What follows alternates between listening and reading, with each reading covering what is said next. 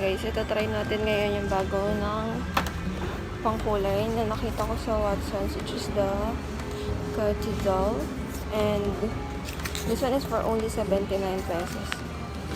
So for sure, okay na siguro tong dalawa na to. Hindi na ako mag-add pa. Pero mukhang madami naman siya. So ito try natin siya ngayon dito. If magko-color ba yung hair natin. But this one is in green. Walang ibang kulay. Mag-green. Modern blue. Walang iba. Ito try natin. Today, kumawin na. Ang bago ko.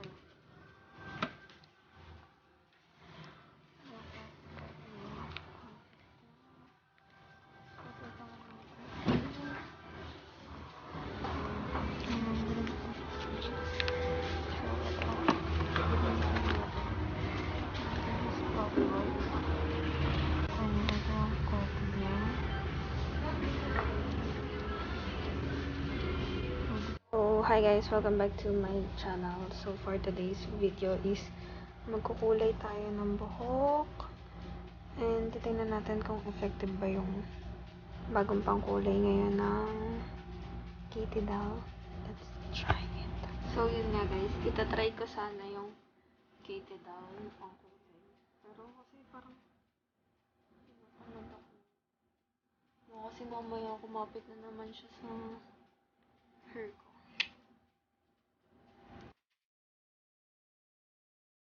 So, yun na nga guys. Magta-try tayo ng bagong pangkulay ngayon. Which nakikita nyo. Sobrang, sabi kasi, magkukulay tayo ng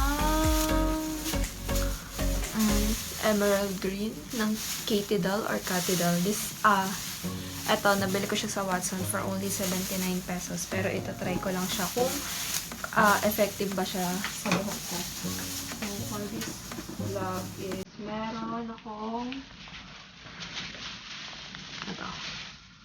This one. So, itatry lang natin kung maganda ba siya.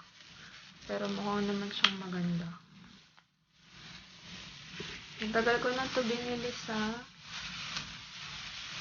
Watsons. Pero parang masisira yung gloves ko dito.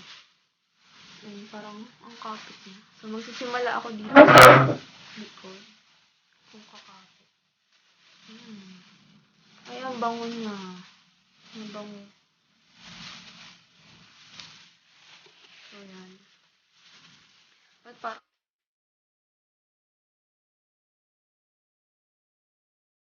gumagamit lang ako ng ilaw dito. Unahin ko muna sa likod kasi alam niyo naman ako kung nagkukulay ng buhok. Uy, lo, natanggal. Kumapit yung... Ayan, palima na ito.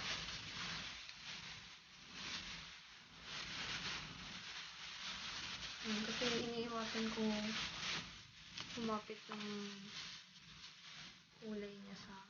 So, parang yung isang ganito, okay na siya sa short hair. And yung sa akin kasi tinry ko lang dalawa. So, hindi ko alam kung kukulay ba siya ng bongga. So, hindi na kumakapit. So, parang kailangan ata elastic.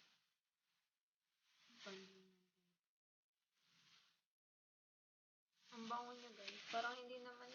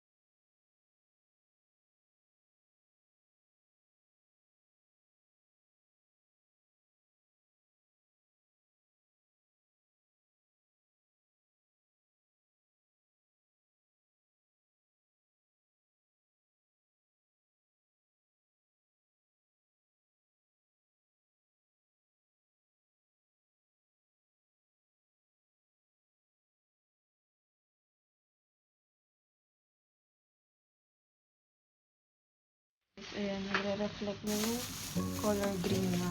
And this one is from Katy Doll. Yan, Katy Doll yan. Yan, basta sa Watsons ko siya nabibili.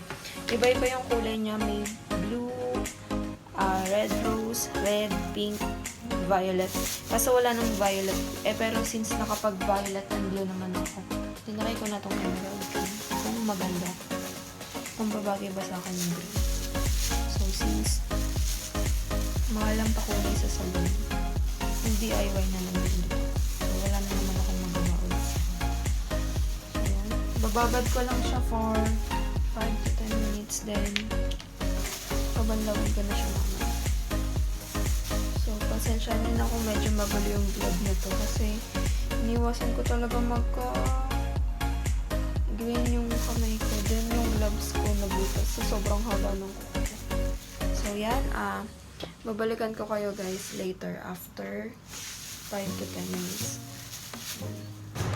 So, since over na siya sa 5 to 10 minutes na babad, kitang-kita nyo naman guys, super pigmented ng hair color ko. And kita nyo, super makulay niya as in.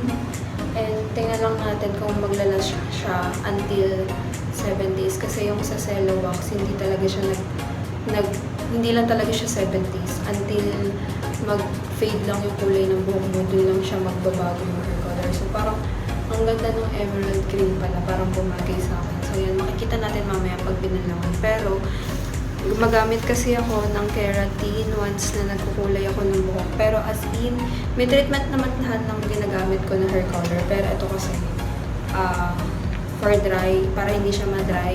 So yan, ito na siya. Nabibili ko din siya sa Watsons. Yun, ay papakita ko din sa inyo guys yung final color ng hair ko once na nabanlawan.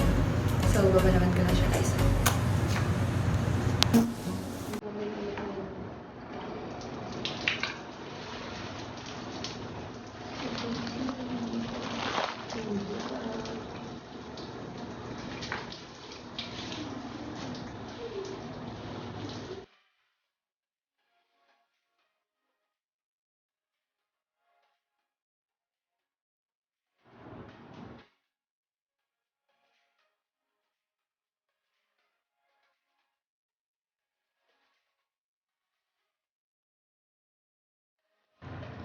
So, yan, done ako with my coconut oil.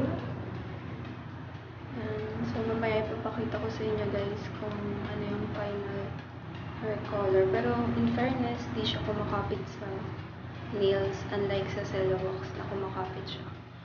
Yan. Pero kanina, kumapit siya. Natanggal naman siya ng alcohol. So, ipapakita ko na lang sa inyo mamaya yung final look. So, yan. Maliligo na ako para makapakita ko na sa inyo mamaya. Meanwhile, So guys, ito na yung final look ng buhok ko. Nakikita niyo naman, super green niya. And ang ganda-ganda. Nagagandahan kasi ako sa kulay.